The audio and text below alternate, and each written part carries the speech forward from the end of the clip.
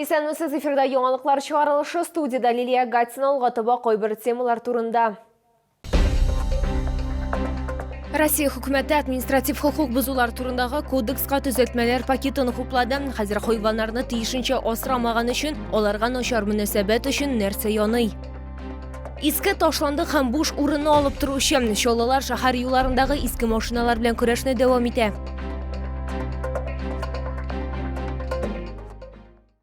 Соңгы тәүлектә Татарстанда яшәүче 52 кешедә COVID-19 диагнозы расланды. Чаллыда узган тәүлектә коронавирусның тагын 17 яңа очрагы теркәлде. Шулай итеп, 12 июльгә Татарстан буенча коронавирус белән авыруның барлыгы 22957 очрагы билгеле. Аларның 20455 терелгән, 6-сы узган тәүлектә. Россия хөкүмәте административ хукук бузулар турындагы кодекска төзәтмәләр пакетын хуплады. Сүз хайваннарны тиешенчә асрамаган һәм аларга начар мөнәсәбәт өчен санкцияләр кертү турында бара. Бу чаралар кешеләргә җаваплырак булырга ярдәм итерме, тулырак алдагы материалда. Хайваннан котылырга теләп, аны урамга чыгарып җибәргән хуҗага 30 000 сумга кадәр штраф яный. Шуның белән йорт хайваннары проблемасы хәл ителер диеш кебек тоела. Ләкин волонтерлар мондый чарага бик кыенлык белән генә ышана. Надо же как-то доказать, что эта собака его, чей-то. То есть для того, чтобы эти наказания были, сперва должна быть регистрация животных. А регистрация животных, я считаю, должна быть бесплатной. Регистрация и чипирование должно быть бесплатной и, скажем так, краткосрочной. Типа вот как приватизация домов, дачная амнистия. То есть если там, скажем, дали год, а через год уже надо назначать большие штрафы за то, что не зарегистрировали животных. Рәхимсезлектән һәм җавапсызлыктан урам этләре генә интекми. Мондый мөнәсәбәт хәтта кыйммәтле токымлы нәселләргә дә кагыла. Порода это эстонская гончая. Нашли мы ее несколько дней назад. В объявления все выложили во все группы. Объявлений нигде не было о том, что пропала собака. Никто ее как будто бы не ищет. Возможно, ее выбросили, потому что она шкодничает дома. Вот. Посмотрела объявление, продают таких собак от 10 тысяч без документов. Туйдырды өметләрне акламады, тыңламый, аллергия башланды, сәбәпләре күп, нәтиҗә бер. Эт асраучылар клубы вәкилләре сүзләренчә, аерылышучы гаиләләр кыйммәтле тукымалы этләрне документларсыз һәм очсыз гына бәядән сата. Шуңа да кыйммәтле этләргә һәркем ия була ала. На определенную, допустим, породу собаки была определенная очередь. В эту очередь попадали только люди, совершенно непосредственно прошедшие тех минимум, так называемый, то есть прослушавшие курсы, те, которые обозначили себя как людей, ответственных в клубах собаководства. На сегодняшний день вся эта ответственность ложится на заводчиков или, так называемых разведенцев. Эттәши булса, аны хуҗасын табу бик җиңел, ләкин хайваннарда андый билге булмаса, аны котырып калуга өмет бар, тик волонтерларга гына кала. Шуңа күрә хайваннар дөньясын яклаучыларны күбесе тукымының карамастан барлык хайваннарны да мәҗбүри теркәү якла. Лилия Гатина, Валерия Новожилова, Сергей Вильданов, яңалыклар. Чолалар шәһәр юлларындагы иске машиналар белән көрәшне дәвам итә. Кайберләре бу эшне законлы ысул белән идарәче компаниялар аша эшли, кемдер җайлырак юлны сайлый. 52-нче комплекста билгесез затлар машина тәрәзәләрен ваткан. Мондый ысул белән алар парковка урынын бушатырга теләгәндер, дип фаразлый бердә яшәүчеләр. Бер тәүлек элек кенә әле бу машина кулланышта иде, дип белдерде 52-нче комплекста яшәүчеләр. Машина тәрәзәләрен таш белән ватканнар, тәгәрмәчләре җибәрелгән. Парковка урыннары җитми, бу машина күптән урыннан кузгалмаган. Машинаның хуҗасы бар, ул полициягә гариза да язган, дип хәбәр итте чалалар. Некоторые заставляют старые машины продать. Кто-то хочет сдавать, на металлолом сдают, на обмен машины, вот так.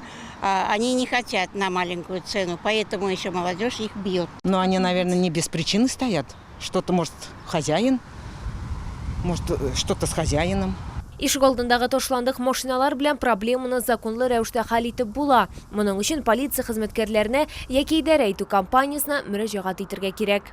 Необходимо обратиться в дежурную часть ГИБДД, сообщить им о наличии такого транспортного средства. Если на транспортном средстве находятся государственные номера, то сотрудники ГИБДД, они быстренько по своей базе смотрят и уже дают предписание собственнику об устранении найденного нарушения. Шулай ук халык контролына заявка калдырга яисә машинаны хуҗасыз дип танау һәм утилләштерү өчен судка гариза язырга мөмкин. Лилия Гатина, Кирилл Хабзей, яңалыклар. Шырпы тартмасы зурлыгында мотоцикл, кечкенә мәчет, авыл урамы һәм төрле әсәрләрдән геройлар булар. Барысы да шәһәрдәшебез Фуат Закировның агачтан ясаган эшләнмәләре.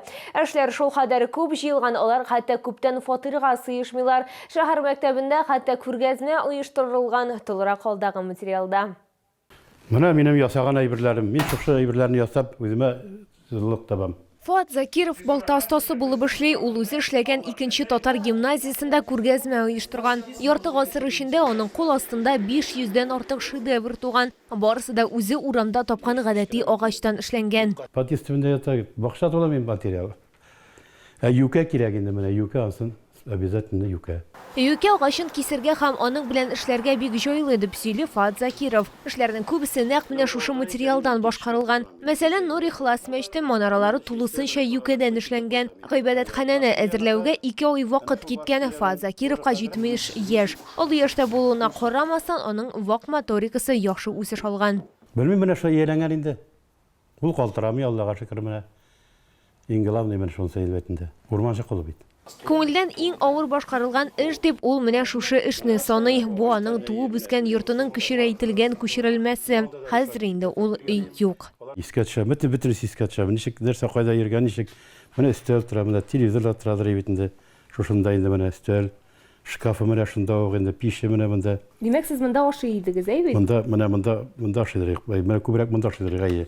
Җәйге каникуллар вакытында Фуат Закиров гимназиягә килеп эшләрен ремонтлап китә. Нәкъ шушы китапханәдә утырада гади шырпы белән җилем алып иҗат итә башлый. Нәгъүзу биллаһи мин шайтанир бисмиллаһир-рахманир-рахим. Үзенең эшләрен ул дога белән башлап җибәрә. Агач аның өчен бик якын. Ул гомер буе урманчы булып эшләгән. Шунда инде ул үзенең беренче кул эшләрен ясый башлый. Ул биналар гына түгел, кичкенә агач мотоцикллар, җайланмалар һәм хайваннар да ясый. Фуат Закировның планында хәзер Чолда төзелә торган Җәмигъ мәчетенең тагын бер кечкенә күчерелмәсен ясау. Лилия Гатина, Ленар Султанов, яңалыклар. Узган елларда футбол җанатарларын футбол милли лигасы уены белән сөендерделәр. КамАЗ футбол клубы Владикавказның Алания командасы белән очрашты.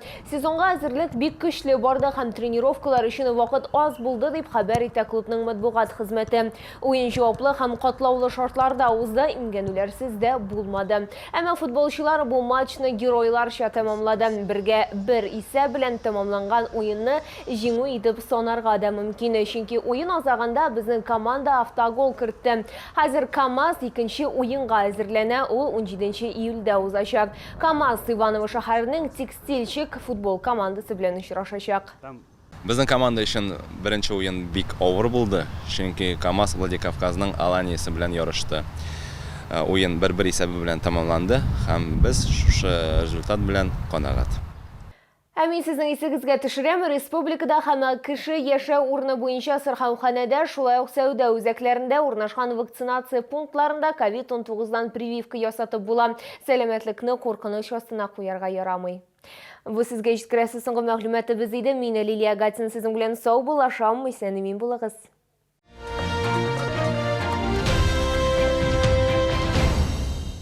Приумножьте свои личные сбережения с КПКГ Госзайм. Ставка 11% годовых. Также выдаем займы с использованием средств материнского капитала. Набережные Челны, Новый город, 107. Многофункциональный медицинский центр «Клиника Сахбиевых». Это команда врачей для взрослых и детей с большим опытом работы и безупречной репутацией. Диагностика заболеваний на современном оборудовании премиум-класса. Анализы, инъекции, ЭКГ, холтер. Телефон 46 03 03.